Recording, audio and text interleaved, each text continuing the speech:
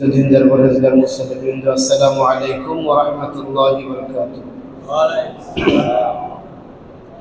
মহান আল্লাহ সুবহানাহু ওয়া তাআলার দরবারে শুকরিয়া জানাচ্ছি যে রব্বুল আলামিন আজকের এই পবিত্র জুমার দিনে দুনিয়ার সকল কর্মব্যস্ততাকে পিছনে ফেলে রেখে আল্লাহ সুবহানাহু ওয়া তাআলার মহান হুকুম সালাতুল জুমআ আদায় করার উদ্দেশ্যে আমাদেরকে তার ঘরে এসে বসার তৌফিক দিয়েছেন। মহাগ্রন্থ কুরআনে কারীম থেকে সংক্ষিপ্ত আকারে কিছু কথা শোনার জন্য আমাদেরকে বাছাই করেছেন। এজন্য আমরা সকলেই আল্লাহ তাআলার দরবারে তার শেখানো ভাষায় শুকরিয়া আদায় করছি। আলহামদুলিল্লাহ। অসংখ্য অগণিত দরুদ এবং সালাম পেশ করছি আমাদের নবী সাইয়্যিদুল মুরসালিন খাতামুন নবিয়্যিন মুহাম্মদুর রাসূলুল্লাহ সাল্লাল্লাহু আলাইহি সাল্লামের প্রতি। সংক্ষিপ্ত পরিসরে আমরা সকলে তার প্রতি দুরুদ এবং সালাম পেশ করি। আল্লাহুম্মা সাল্লি আলা মুহাম্মদ, আল্লাহুম্মা বারিক আলা মুহাম্মদ। সম্মানিত হাজিরিন, মহাগ্রন্থ আল কোরআনের ধারাবাহিক এই সংক্ষিপ্ত আলোচনার অংশ হিসেবে আজকে আমি তেলাওয়াত করেছি সূরা নাহলের 51 এবং 52 নং আয়াত। আল্লাহ সুবহানাহু ওয়া তাআলা যদি আমাকে তৌফিক দান করেন, তেলাওয়াতকৃত আয়াতদ্বয়ের আলোকে সংক্ষিপ্ত আকারে নির্ধারিত সময়ের মধ্যে কিছু কথা বলবো ইনশাআল্লাহ তাআলা। দোয়া করছি আল্লাহ তাআলা আমাকে বলার তৌফিক দান করুন। যারা আমরা শুনছি, কোরআনের আলোকে আমাদের জীবনকে সাজাবার তৌফিক দান করুন, বলুন আমিন। আমি আজকে যে দুটি আয়াতে কারিমে তেলাওয়াত করেছি, এই দুটি আয়াতে কারিমার মধ্যে আল্লাহ তাআলা দুনিয়ার সমস্ত মানুষের জন্য তিনি যে এক ইলাহ, তিনি যে একক এবং তার যে কোনো শরীক নেই, এবং গোটা জাহানে যা কিছু আমরা দেখছি আর না দেখছি সব কিছুর একচ্ছত্র মালিক তিনি, এবং এই সমস্ত কিছু একমাত্র তার গোলামি করছে, সে বিষয়টি আল্লাহ তাআলা এই দুটি আয়াতে স্পষ্ট করেছে যে কুল কায়নাতে, দুনিয়াতে এবং আসমানে, এর মাঝখানে যত বস্তু আছে সমস্ত বস্তুর একচ্ছত্র মালিক হলেন আল্লাহ সুবহানাহু ওয়া তাআলা। শুধু মালিকই নন তিনি, বরং প্রত্যেকটা বস্তু বড় হোক ছোট হোক প্রত্যেকটা বস্তু তার অনুগতিশীল হয়ে আজীবন চলছে। এই কথাগুলি আল্লাহ তাআলা আজকের এই দুটি আয়াতে আমাদেরকে শুনিয়ে দিচ্ছেন যে তোমরা মানুষরা কেন আমি আল্লাহকে মানছ না।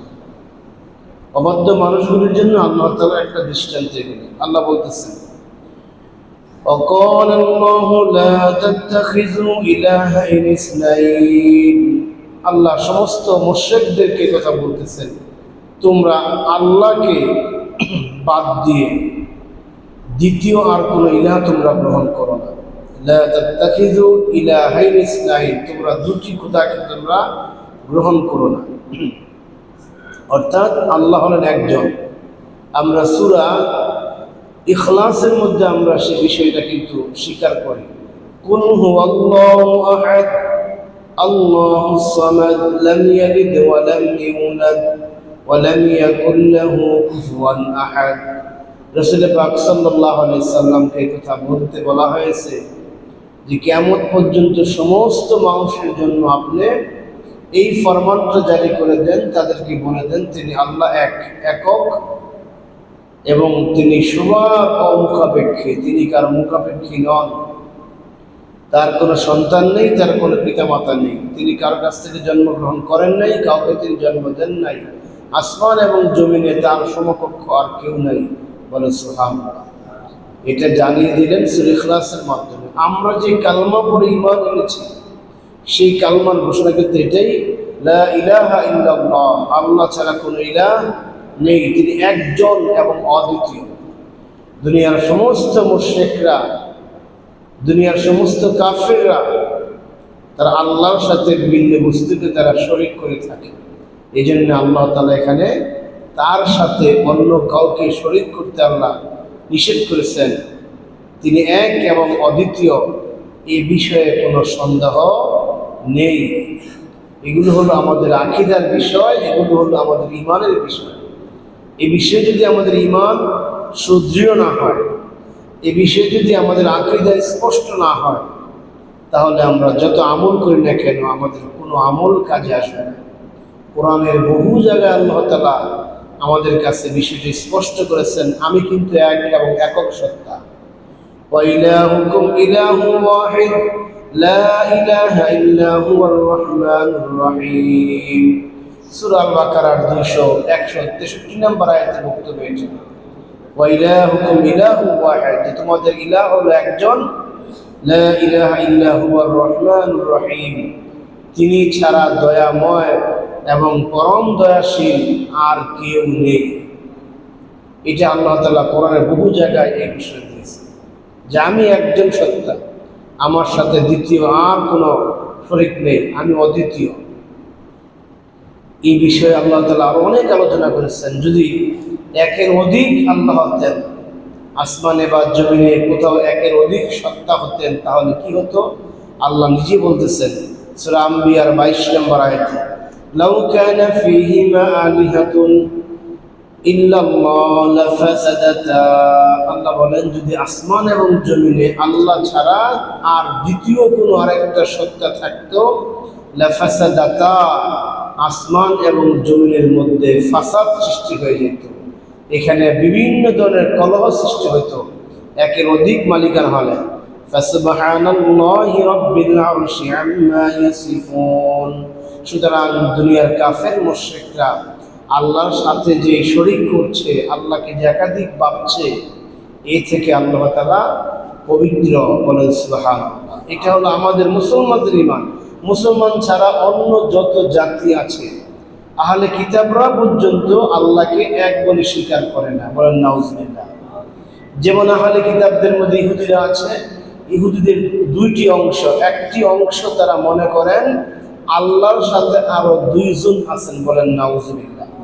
একটা হলো উযাইর আলাইহিস সালাম আল্লাহর সন্তান, এই একটা অংশ আল্লাহকে তারা তার সন্তান হিসেবে সাব্যস্ত করেছে। আবার আহলে কিতাবের আরেকটা অংশ খ্রিস্টানরা, তাদের মধ্যে তিনটা দলে তারা বিভক্ত। এক দল মনে করতেছেন যে আল্লাহ তাআলা হলেন শুধু একজন, এদেরকে হাওয়ারিন বলা হয়েছে। আরেক দল মনে করছেন যে না, আল্লাহ তাআলা একজন নন, বরং তার সাথে মরিয়ম আলাইহিস সালাম তার স্ত্রী এবং ঈসা আলাইহিস সালাম তার সন্তান, বলেন নাউজুবিল্লাহ। তারা আল্লাহ অথবা আল্লাহ তাআলা সূরা ইখলাসের মধ্যে আল্লাহ বলেছেন লাম ইয়ালিদ ওয়া লাম ইউলাদ, তিনি জন্মগ্রহণ করেন নাই এবং কাউকে জন্ম দেন নাই। আল্লাহ দ্ব্যর্থহীন ভাষায় এই ঘোষণা কিন্তু দিয়েছে। কিন্তু ইহুদিরা এবং খ্রিস্টানরা আল্লাহকে তিনজন মনে করেন। ইহুদিরা উযাইর আলাইহিস সালামকে আল্লাহর সন্তান মনে করেন।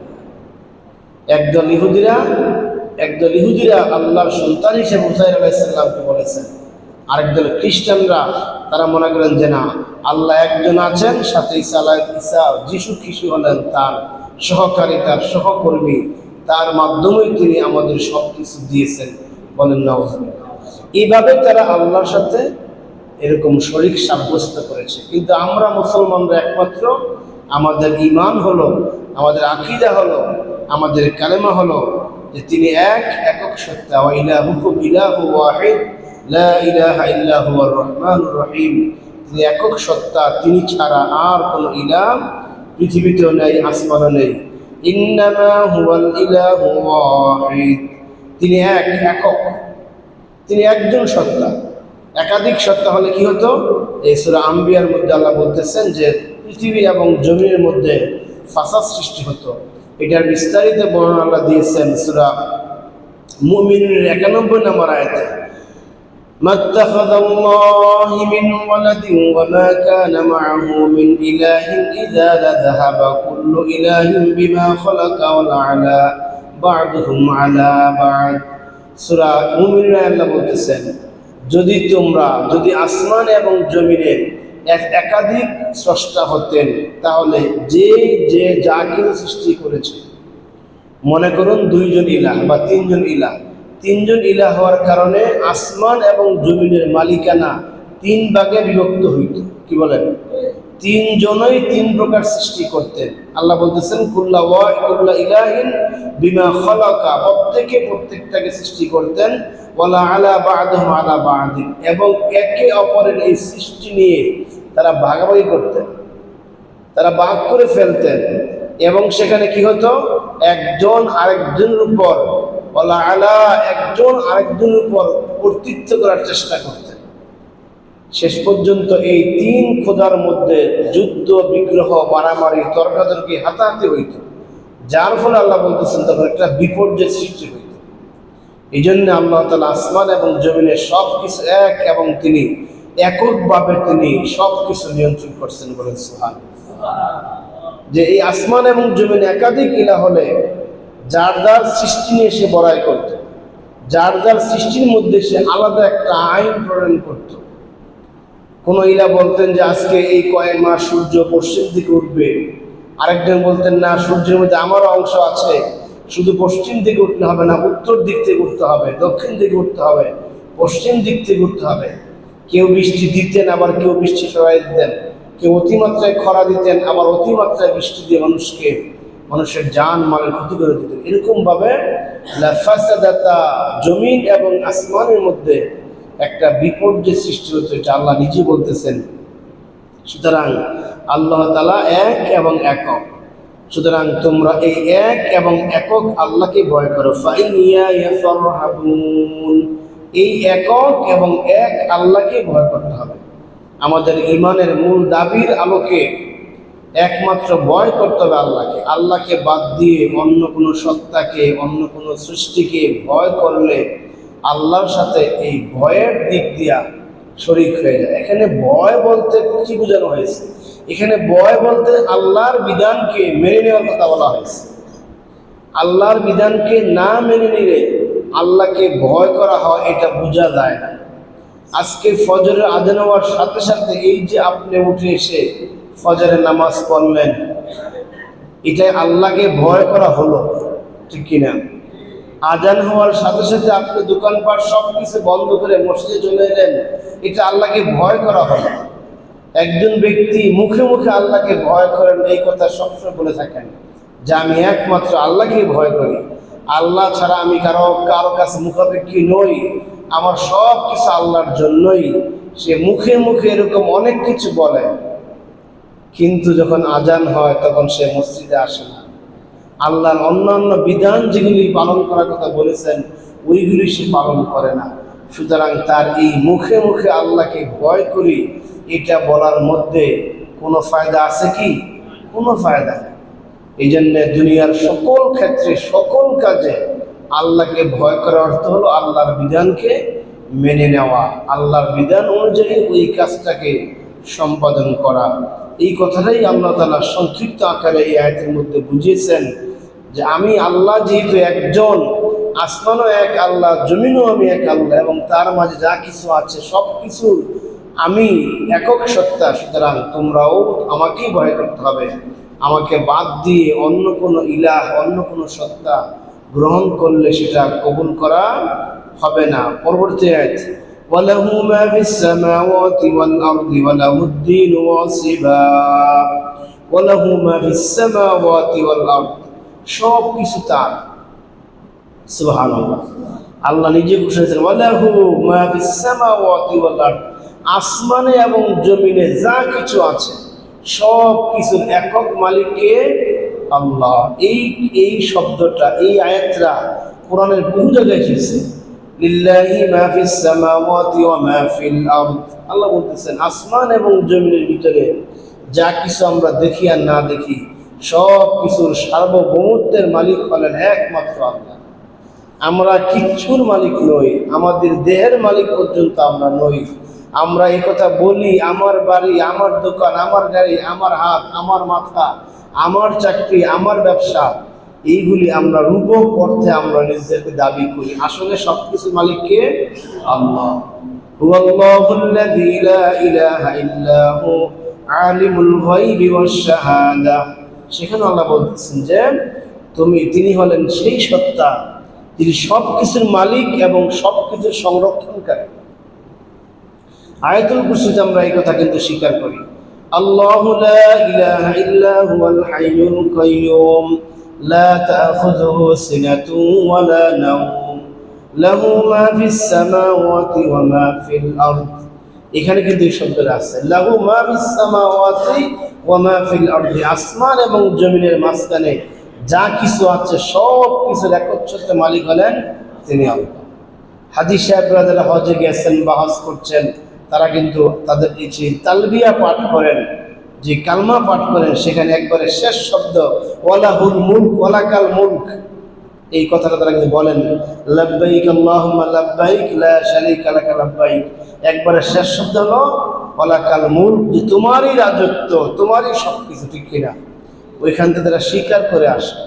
ওইখান থেকে আসার পর তার সারা জীবনের দায়িত্ব হলো আল্লাহর এই মুলকিয়াতকে স্বীকার করে নেওয়া, আল্লাহর এই মুলকিয়াতের জন্যই তার চেষ্টা করা, আল্লাহর এই রাজত্ব, আল্লাহর এই সার্বভৌমত্বের মালিক তিনি, এটাকে ওইখানে স্বীকার করে আসার অর্থ হলো গোটা পৃথিবীতে সে যতদিন বাঁচবে ততদিন আল্লাহর সেই মালিকানা তাকে স্বীকার করে নেওয়া। সম্মানিত হাজিরিন, এইভাবে আল্লাহ বলছেন ওয়ালাহুদ্দিন ওয়াসিবা, আল্লাহ শুধু এই যা কিছু আছে সব কিছু মালিক নন, বরং এই বিশ্ব জাহানে যা কিছু আছে ওয়ালাহুদ্দিন ওয়াসিবা, ওয়ালাহুদ্দিন ওয়াসিবা, এই সমস্ত বিষয়াদি চিরকাল পর্যন্ত আল্লাহর দ্বীনকে, আল্লাহর বিধানকে, আল্লাহর কর্মসূচিকে তারা, আল্লাহর আদেশকে তারা মেনে নিয়েছেন। বলে সুবহানাল্লাহ। এখানে দ্বীন শব্দের অর্থ হলো আল্লাহর হুকুম, আল্লাহর আদেশ। দ্বীন শব্দটা কোরআনে বহু জায়গায় এসেছে, বহু জায়গায় এসেছে, অনেক জায়গায় অনেক অর্থ এসেছে, অনেকে বিভিন্ন অর্থের ব্যাখ্যা করে থাকেন। এখানে ব্যাখ্যা হলো আল্লাহর যে ফরমান আল্লাহ দিয়েছেন, যাকে আল্লাহ যেই ফরমান দিয়েছেন, এই প্রত্যেকটা ফরমান এই মানুষগুলি ওয়াসিবা চিরকাল পর্যন্ত তারা মানতেছে, কিয়ামত পর্যন্ত মানবে। আল্লাহর এই আসমান এবং জমিনের মাঝখানের এই সৃষ্টি জগতের মধ্যে বিশাল বিশাল সৃষ্টি আছে। আপনি একটা সূর্যের কথা ধরেন, একটা সূর্য পৃথিবীর তুলনায় প্রায় 13 লক্ষ গুণ বড়। সুবহানাল্লাহ। 13 লক্ষ পৃথিবী একসাথে করা হলে একটা সূর্যের সমান হবে। এইটা সৌরজগতের সূর্য একটা গ্রহ, এরকম হাজার হাজার লক্ষ কোটি সূর্যকে খেয়ে ফেলার মতো, হজম করার মতো এরকম মিল্ক ওয়ে আল্লাহ তাআলা সৃষ্টি করেছেন। বলেন সুবহানাল্লাহ। এই যে বিশাল বিশাল সৃষ্টি জগৎগুলি আছে, আল্লাহ বলতেছেন ওয়ালাহুদ্দিন ওয়াসিবা, কিয়ামত পর্যন্ত প্রত্যেকটা সৃষ্টি আমি আল্লাহ তাআলার আদেশকে তারা মানতেছে। সুবহানাল্লাহ। যত বড় সৃষ্টি হোক না কেন, সবগুলি আল্লাহ তাআলার আদেশ মানতে তারা রাজি। এটা আল্লাহর বিধান, এটা তারা মানতে হবে, এটা না মানার কোনো সুযোগ নাই।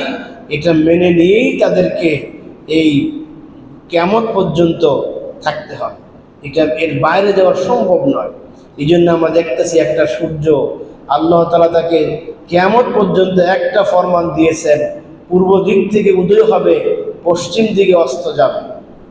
আপনি আজকে 21শে জুন 2024, এখন থেকে 1 লক্ষ বছর আগের ক্যালেন্ডার যদি আপনি খুঁজে বের করতে পারেন, ওই 1 লক্ষ বছর আগেই সূর্য এই 21শে জুন যেই সকাল 5টা 9 মিনিটে উদয় হয়েছে, আজকেও সেই 5টা 9 মিনিটে উদয় হচ্ছে। বলে সুবহানাল্লাহ। একদিনের জন্য কম বেশি হয় না। আবার সেই অস্ত যাবে সেই 6টা 48-49 মিনিটে, সেটা আজীবন সেই সময় যাচ্ছে। পৃথিবীর সৃষ্টি শুরু থেকে এই 22শে জুন হলো সবচেয়ে বড় দিন, দীর্ঘায়িত দিন। এখন পর্যন্ত এটা 22শে জুন সবচেয়ে দীর্ঘায়িত দিন, যেটা আগামীকাল। সুবহানাল্লাহ। তার মানে দিন আল্লাহর হুকুম থেকে এক দিনের জন্য পিছপা হয় না, এক দিনের জন্য সে আগে করা হয় না।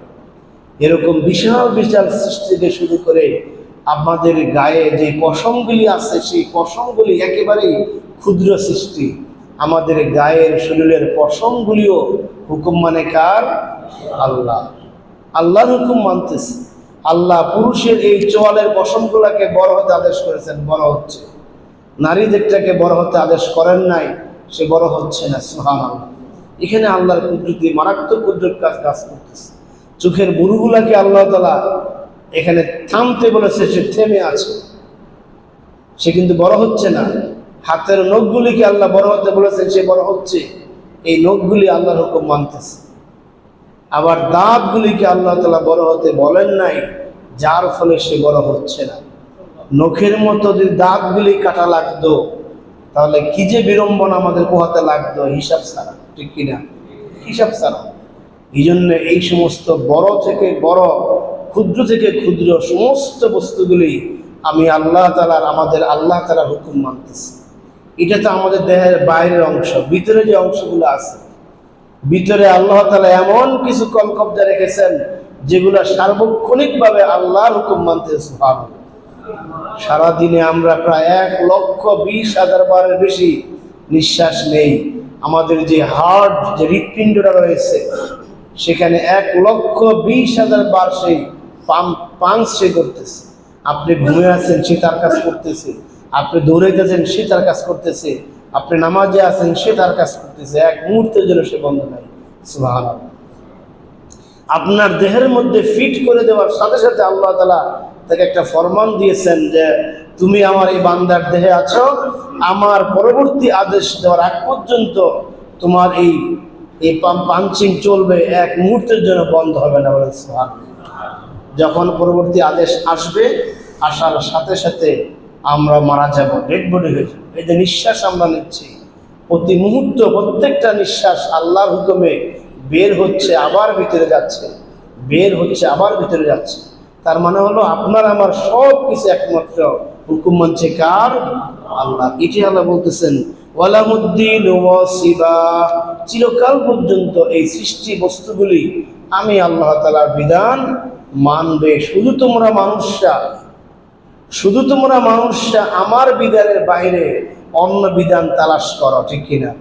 আফা গায়রা দীনিল্লাহ ইয়াবগুনা, যে তোমরাই একমাত্র মানুষ যারা আল্লাহর ফরমানকে, আল্লাহর বিধানকে বাদ দিয়ে অন্য বিধানকে তোমরা তালাশ করার চেষ্টা করছো। ওয়ালাহু আসলামা মান ফিস সামাওয়াতি ওয়াল আরদি তাওআন ওয়া কারহা, ইচ্ছাই হোক অনিচ্ছাই হোক সৃষ্টি বস্তুর অন্য যত বস্তু আছে সব কিছু আমি আল্লাহর বিধান মানতেছে। এরকম উদাহরণ দিলে অনেক উদাহরণ দেওয়া যাবে, এবং সেটা আপনারা দেখতেছেন। বাতাসগুলি আল্লাহর হুকুম মানতেছে, পানি আল্লাহর হুকুম মানতেছে, আকাশের মেঘমাল আল্লাহর হুকুম মানতেছে। প্রত্যেকটা বস্তু যে আল্লাহ সৃষ্টি করেছেন, প্রত্যেকটা বস্তু আল্লাহর হুকুম মানতেছে। একমাত্র মানুষ যারা আমরা, আফাগাইরাল্লাহি তাত্তাকুন, আল্লাহ বলতেছেন সুতরাং তোমরা মানুষরা কেন আমাকে বাদ দিয়ে অন্যকে তোমরা ভয় করছো? অর্থাৎ অন্যের বিধান নিয়ে তোমরা এত নাচানাচি ফালাফালি করছো? তোমরা তো আশরাফুল মাখলুকাত, তোমাকে সৃষ্টি করা হয়েছে আমার প্রতিনিধিত্ব করার জন্য। ইন্নী জাইলুন ফিল আরদি খলিফা, এই পৃথিবীতে আমার প্রতিনিধি হিসেবে তোমাদেরকে প্রেরণ করেছিলাম। তোমরা আমার বিধানগুলি পালন করবে, আমার রেজাবন্দি হাসিল করবে, আমার সন্তুষ্টি হাসিল করে দুনিয়া থেকে বিদায় নিবে। এরপরে তোমাদের জন্য চিরস্থায়ী যে জান্নাত, সেই জান্নাতের ব্যবস্থা আমি তোমাদের জন্য করেছি। বলেন সুবহানাল্লাহ। এটা আল্লাহ আফসোস করে বলতেছে যে সৃষ্টি জগতের সব কিছু আমার কথা মানতেছে, আর তোমরা আমার কথা মানতেছে না, আমার অবাধ্য হচ্ছে। আজকে আমাদের মধ্যে, মানুষের মধ্যে আল্লাহর অবাধ্যের সংখ্যা বেশি। গোটা পৃথিবীতে যদি আপনি 1,000 কোটি মানুষ থাকে, এর মধ্যে আপনি 1,000 কোটির মধ্যে 800 বা 500 কোটি মানুষ আল্লাহর অবাধ্য। আবার যারা মুসলমান রয়েছে, আমরা যদি এরকম 300 কোটি মুসলমান হয়, এই মুসলমানদের মধ্যে আবার দেখবেন যে ম্যাক্সিমাম লোক আল্লাহর অবাধ্য। আপনি বিশাল হিসাবের প্রয়োজন নাই, আপনি আপনার সমাজের হিসাব করুন। ঈদের কুরবানিটা আমরা অনেকে দিয়েছি, সবাই দিয়েছি আলহামদুলিল্লাহ। যার যার সাধ্য অনুযায়ী বড় পশু কুরবানি দেওয়ার চেষ্টা আমরা করেছি। সাধ্যের বাইরে গিয়েও আমরা পশু কুরবানি দিয়েছি। বাজেট ছিল 1,20,000 টাকার কুরবানি ক্রয় করার, আমরা অনেকে এর চেয়ে আরো বেশি বাজেটে ক্রয় করেছি। বাজেট ছিল 2 লক্ষ টাকার কুরবানি করার, এর চেয়ে বড় কুরবানি আমরা করেছি। এটা আল্লাহর একটা হুকুম ছিল, আমরা পালন করেছি। কিন্তু কুরবানির দিনের পরের দিন ফজরে কয়জন মানুষ আমরা মসজিদে পেয়েছি? এটা একটা হিসাবের বিষয়। আজকে আপনি যে মসজিদে ফজর নামাজ পড়েছেন, কয়জন মুসল্লি ছিল? আজকে আমি ফজর নামাজ যেখানে পড়াইছি, সেখানে মুসল্লি ছিল 5 জন। কজন আছিল? 5 জন। বিশাল বড় মসজিদ, কিন্তু এরকম পাশে, এরকম প্রায় 70 ফুট পাশে মসজিদটা। মুসলিম হয়েছে কয়জন? ফাজ। সমাজের কিন্তু অনেক লোক আছে ঘুমায় নিতে, সব ঘুমে আছে। তার মানে আমরা এই যে আল্লাহর বিধানকে অমান্য করছি, এর সংখ্যাটা কম না বেশি? অনেক বেশি, শুধু বেশি না, অনেক বেশি। ঈদের নামাজ পড়ার জন্য অনেকে অনেক ব্যস্ত, নতুন জামা নতুন কাপড়, অথচ ফজরে মসজিদে নাই। কুরবানি নিয়ে ব্যস্ত, এখানে তো অনেক মানুষ রয়েছেন আপনারা যারা কুরবানি করেছেন, ওই দিন জুহুর নামাজ পড়েন নাই, সমাজের কাজ করতে গিয়ে আসর পড়েন নাই, মাগরিব পড়েন নাই, এমনকি এশা পড়েন নাই, এরকম বহু মুসলিম এখানেও থাকতে পারেন।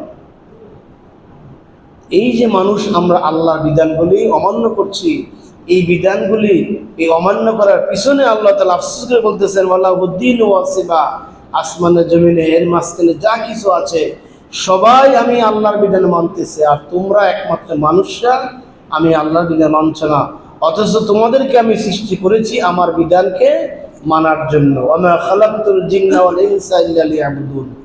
এই আয়াতটা আমরা সবাই জানি। দুটি আয়াত সকল মুসলমানের মুখস্থ। একটা হলো ওয়া খালাকতুল জিন্না ওয়াল ইনসা ইল্লা লিয়াবুদুন, এটা। আরেকটা হলো কুল্লু নাফসিন যায়িকাতুল মাউত। এই দুইটা আয়াত মুখস্থ না এমন কোন মুসলমান নাই। কি বলেন? এটা আমার বিশ্বাস যে আপনারাও মুখস্থ আছে। কুল্লু নাফসিন যায়িকাতুল মাউত, সমস্ত প্রাণী মৃত্যুশীল। ওয়া মা খালাকতুল জিন্না ওয়াল ইনসা ইল্লা লিয়াবুদুন, এই মানুষ এবং জিনগুলাকে সৃষ্টি করা হয়েছে আল্লাহর দাসত্ব করার জন্য।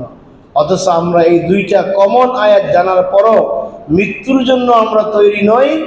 অর্থাৎ মৃত্যুর জন্য তৈরি মানে হলো এমন জীবন গঠন করা যে মৃত্যুর সাথে সাথে যখন ফেরেশতারা কবরে জিজ্ঞেস করবে মান রব্বুকা, যেন সাথে সাথে বলতে পারে রব্বি আল্লাহ, যে আল্লাহ আমার রব। এরকম প্রস্তুতিমূলক জীবন গ্রহণ করা। সারা জীবন আমি শুধু মুখস্থ করে গেলাম রব্বি আল্লাহ, এই কথা বলে কবরে পার পাইব, আমল করলাম না। এই আমল না করার কারণে কবরে গিয়ে জানা সত্ত্বেও আল্লাহ যে আমার রব, কিন্তু এই রবের বিধান পৃথিবীতে না মানার কারণে জানা সত্ত্বেও সে উত্তর দিবে না যে আল্লাহ আমার রব। সে জানতেছে আমার রব আল্লাহ, মুখস্থ তার আছে, কিন্তু সে জবাব দিবে না যে আল্লাহ আমার রব। মান দীনুকা, তোমার ধর্ম কি ছিল, তোমার জীবন ব্যবস্থা কি ছিল, তোমার জীবনের কর্মসূচি কোনটা নির্ধারণ করা ছিল, জানার পরও সে জবাব দিবে না যে আমার যে জীবনের উদ্দেশ্য কর্মসূচি ছিল ইসলাম, এটা জানার পরও সে জবাব দিবে না। এর কারণ হলো সে ইসলাম অনুযায়ী জীবনযাপন করে নাই। এই জন্যে প্রত্যেকটা মুসলমানকে ওয়া খালাকতুল জিন্না ওয়াল ইনসা ইল্লা লিয়াবুদুন, যে আল্লাহ বললেন যে আমি আমার দাসত্বের জন্য সৃষ্টি করেছি, প্রত্যেকটা মুসলমানকে আল্লাহর দাসত্ব করার জন্য তৈরি থাকতে হবে। কারণ শুধু মানুষ নয়, মানুষ ছাড়া অন্য যত প্রাণী আছে, যত বস্তু আছে, এইগুলি সব আল্লাহর বিধান পালন করতেছে। অথচ দেখেন এই অন্য অন্য সমস্ত বিষয়ে আল্লাহর বিধান পালন করছে, তাদের জন্য আল্লাহ কিন্তু জান্নাত রাখেন নাই। রাখছেন কিনা? সূর্যের জন্য জান্নাত আছে? নাই। চাঁদের জন্য জান্নাত নাই, রাতের জন্য জান্নাত নাই, দিনের জন্য জান্নাত নাই। আল্লাহ জান্নাত রেখেছেন কেবলমাত্র মানুষের জন্য আর জিনের জন্য, যাদেরকে আল্লাহ তাআলা অতি আউস করে মোহব্বত করে এই পৃথিবীতে প্রেরণ করেছেন। এই জন্যে আমাদের খেয়াল রাখতে হবে যে আল্লাহ যে উদ্দেশ্যে আমাদেরকে বানিয়েছেন আল্লাহর দাসত্ব করা, আল্লাহর দাসত্ব আমাদের করতে হবে, নতুবা কঠিন কিয়ামতের দিনে আমরা আল্লাহর দরবারে আদালতে আখিরাতে আমরা কিন্তু ধরা খেয়ে যাব। সম্মানিত হাজিরিন, এই কথাগুলি আল্লাহ তাআলা সংক্ষিপ্ত আকারে এই দুটি আয়াতে বলেছেন যে আমি আল্লাহ ছাড়া অন্য কোনো ইলাহ যেহেতু তোমাদের নাই, তোমরা মুসলমানরা এই কথা স্বীকার করে নিয়েছে, লা ইলাহা ইল্লাল্লাহ মুহাম্মাদুর রাসূলুল্লাহ, যেহেতু তোমরা এই কথা স্বীকার করে নিয়েছ, আর আমিও কোরআনের মাধ্যমে বহু জায়গায় বলেছি ইলাহুকুম ইলাহু ওয়াহিদ, তোমাদের ইলাহ হলেন একজন অদ্বিতীয় ইলাহ, সুতরাং পৃথিবীতে তার বিধান ছাড়া অন্য কারো বিধান মানা তোমার জন্য কোনোভাবেই জায়েজ নয় এবং সেটা গ্রহণযোগ্য হবে না। এজন্য আসুন সম্মানিত হাজিরিন, আমরা আল্লাহর বান্দা হিসেবে আল্লাহর বিধানগুলিকে আমাদের জীবনে আমরা গ্রহণ করি। যত কষ্ট হোক না কেন, আল্লাহর বিধানগুলি যদি আমরা গ্রহণ করতে পারি, এই অল্প কয়েকদিনের দুনিয়া এই আখিরাতের তুলনায় এই দুনিয়াকে বলা হয়েছে কলিল মাতাউন কলিল, একেবারেই সামান্য বলা হয়েছে, একেবারেই সামান্য। বিশাল সমুদ্রের মধ্যে একটা পাখি যদি সেখান থেকে 1 ফুটা পানি নেয়, ওই বিশাল সমুদ্রের তুলনায় ওই পাখির ঠোঁটের অংশের আগার অংশে যে পানি যেরকম একেবারেই নগণ্য, দুনিয়ার এই জীবনটা আখিরাতের তুলনায় একেবারেই নগণ্য বলে সুবহানাল্লাহ। যেটাকে বলা হয়েছে 3 মিনিট বা 3.5 মিনিট বলা হয়েছে, সেই বিশাল জীবনে সুখ করার জন্য, সেই বিশাল জীবনটাকে সুন্দর করার জন্য আবাদান আবাদ বলা হয়েছে। একটা পর একটা আসবে, শেষ হবে না। একটা শেষ আরেকটা আসবে, একটা দিন শেষ আরেকটা দিন আসবে, একটা রাত শেষ আরেকটা রাত্র আসবে, এরকম শেষ আর হওয়ার মতো নয়। একজন বুজুর্গ ব্যক্তি একটা উদাহরণ দিয়েছেন যে মনে করেন গোটা দুনিয়া পরিমাণ, দুনিয়া থেকে আসমান পর্যন্ত একটা স্তূপ সর্ষা রাখা হয়েছে, একেবারে ছোট খাবার সর্ষা দানা। এই সরিষা দানা আকাশ পর্যন্ত স্তূপ রাখা হয়েছে। 70,000 বছর পর পর এসে একটা পাখি এখান থেকে একটা দানা নিয়ে যায়। একটু চিন্তা করুন, কি বিশাল স্তূপ, আকাশ পর্যন্ত স্তূপ, এবং 70,000 বছর পর পর এসে নিয়ে যায়। কোনো না কোনো এক সময় সেই স্তূপ শেষ হবে, হবে কি না? হবে। কোনো না কোনো এক সময় সেই স্তূপ শেষ হবে। কিন্তু আখিরাতের বিশাল জীবনটা, যে জীবনটা কখনো শেষ হওয়ার নয়, সেই বিশাল জীবনটাকে সুন্দর করতে হলে এই পৃথিবীর অন্যান্য সৃষ্টি বস্তু যেরকম আল্লাহর বিধান মানতেছে, আমরা মানুষদেরকে আল্লাহর সেই বিধান মানতে হবে। আল্লাহ তাআলা আমাদের সবাইকে তার এই বিধানগুলি মেনে আফা গায়রাল্লাহি তাত্তাকুন, একমাত্র তাকেই যেন আমরা ভয় করতে পারি, তার বিধানের আলোকেই যেন আমরা আমাদের জীবনের সমস্ত কর্মসূচিগুলি আমরা গ্রহণ করতে পারি। আমরা আল্লাহর নিকট সেই তৌফিক কামনা করছি, বলুন আমিন। এই যে আমরা কুরবানি করলাম, কুরবানির মাধ্যমে একটা বিশাল ত্যাগ স্বীকার করলাম। এই বিশাল ত্যাগ স্বীকারের যে মূল উদ্দেশ্য ছিল, উদ্দেশ্য শুধুমাত্র এই যে আমরা কুরবানি করলাম একটা পশু, এটা ছিল একটা আমাদের প্রতীকী কুরবানি। এর মাধ্যমে আল্লাহ তাআলা প্রত্যেকটা বান্দাকে তার ভিতরের মধ্যে, তার অন্তরে, তার ভিতরে যে মানবীয় অসৎ গুণাবলী, অসৎ দোষগুলি ছিল, বর্জনীয় যে অসৎ দোষগুলি ছিল, সেই অসৎ দোষগুলিকে বিসর্জন দেওয়ার একটা ইঙ্গিত আল্লাহ দিয়েছেন, বলেন ঠিক কিনা? এই পশু হলো একটা প্রতীকী কুরবানি, এটা আল্লাহ একটা প্রতীক হিসেবে দিয়েছেন। এটা আল্লাহ বুঝাচ্ছেন যে পশুকে যেরকম তুমি কুরবানি করলে, তোমার ভিতরে যে পশুত্ব ভাব রয়েছে, হিংসা রয়েছে, পরশ্রীকতা রয়েছে, মানুষের সম্পদ তসরুপ করার মতো তোমার চিন্তা চেতনা রয়েছে, অন্যায় কাজ করার যে তোমার এই চিন্তা চেতনা তোমার রয়েছে, লোভ লালসা রয়েছে, একজন মুসলমান হিসাবে তোমাকে এই সবগুলি ত্যাগ করতে হবে। এই কুরবানির মাধ্যমে আল্লাহ তাআলা এটি শিক্ষা দিয়েছিলেন। এই জন্য আসুন আমরা এই একমাত্র আল্লাহকে যেরকম একক ইলাহ হিসেবে গ্রহণ করে নিয়েছি, একক ইলাহ হিসাবে তিনি আমাদের জন্য যে হুকুমগুলি করেছেন, আমাদের জীবনে প্রত্যেকটা হুকুম আমরা পালন করি। আল্লাহ তাআলা সবাইকে তৌফিক দান করুন, আমিন। ওয়া আখির দাওয়ানা আলহামদুলিল্লাহি রাব্বিল আলামিন।